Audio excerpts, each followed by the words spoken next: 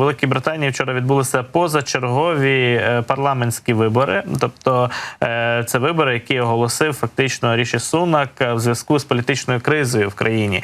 І ось маємо вже фактично результат. Це результат не на користь консерваторів правлячої партії, яка 1,5 десятки років утримувала фактично владу у Великій Британії, але останнім часом скотилася у круте піке різноманітних ротацій прем'єр-міністрів, урядів тощо. І ось дані екзит-полів свідчать про те, що британські виборці визначилися і віддали перевагу, значну перевагу лейбористській партії, яка набирає 410 місць, забирає собі 410 місць у парламенті Великої Британії. Консерваторам залишиться лише 131 місце і іншим меншим проєктам, ну, там, зокрема, таким маргінальним фактично сепаратистам, які Брекзит організували на чолі з Раджелом Фараджем. 13 лише місць вони забрали. Партія Ліб Дем, яка теж є такою поміркованою, забрала це новостворений проєкт 61 місце. Ну і є ще, власне кажучи, низка менших партій. Шотландська партія 10 місць,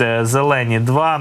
І фактично ми бачимо, що навіть якщо сумарно всі партії об'єднаються, що неможливо, бо в них різні абсолютно платформи, то вони не перевищать і навіть не наблизяться до результату лейбористів, які отримали абсолютну більшість за результатами цих виборів. Ріші Сунак, чинний прем'єр-міністр Великої Британії, вже визнав фактично свою поразку на виборах, за відповідальність на себе, заявив, що, власне, він готовий зрезигнувати, покинути посаду прем'єр-міністра, як тільки от буде вже висунення кандидата і, відповідно, що називається, благословення монарха, погодження із королем Карлом III, кандидата вже нового прем'єр-міністра від лейбористів.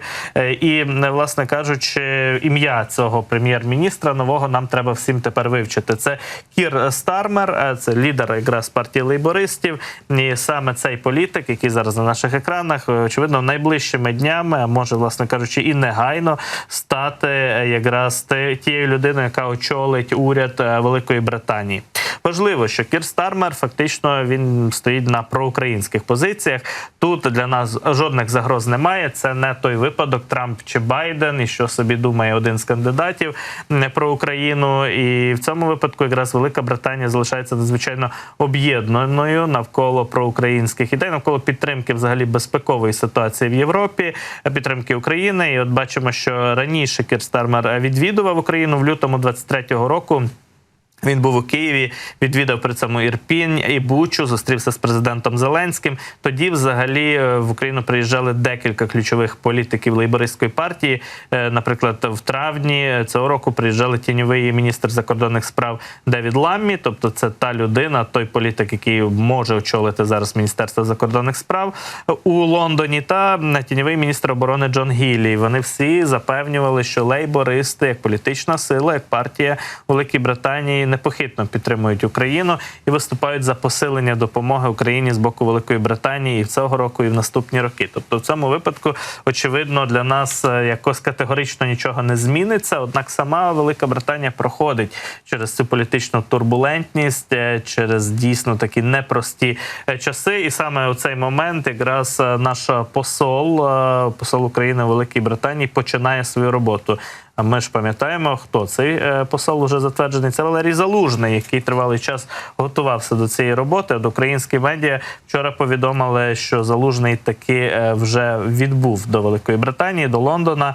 Отримає, власне кажучи, вже агріман і погодження з боку британців, з боку короля Карла III і розпочне свою роботу на посаді амбасадора. Ось так зараз розвиваються наші стосунки із Великою Британією в момент, коли там змінюється уряд. І змінюється не тільки уряд, бо урядів змінилося за останні декілька років в Великій Британії далеко не один, а декілька прем'єр-міністрів та урядів. А в цьому випадку може змінитися і політичний курс країни. Ну і партія нова, або одна із ключових партій країни от приходить до влади після 1,5 десятилітнього правління фактично консерваторів. Лейбористи повертаються.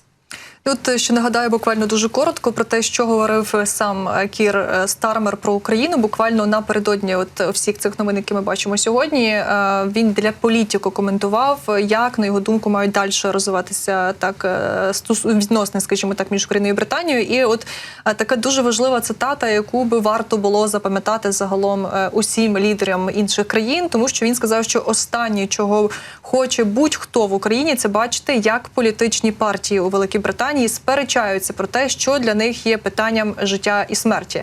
Тому зрозуміло, що Кір Стармер, дійсно ім'я якого ми маємо тепер запам'ятати, буде величезним прихильником України. Він неодноразово це декларував і от особисто приїжджав на зустрічі з Володимиром Зеленським. Тож ми бачимо, щоб який б уряд у Великій Британії не прийшов до влади, хто б не змінився, ключові їхні пріоритети, позиції, які вони декларують, постійно залишаються. І це дуже важливо для нас, тому що ми можемо і надалі розраховувати на величезну підтримку від Великої Британії. І точно зміна облич в уряді ніяк не змінить позиції Великої Британії стосовно допомоги Україні, про те, як потрібно саме допомагати і чому не можна зволікати.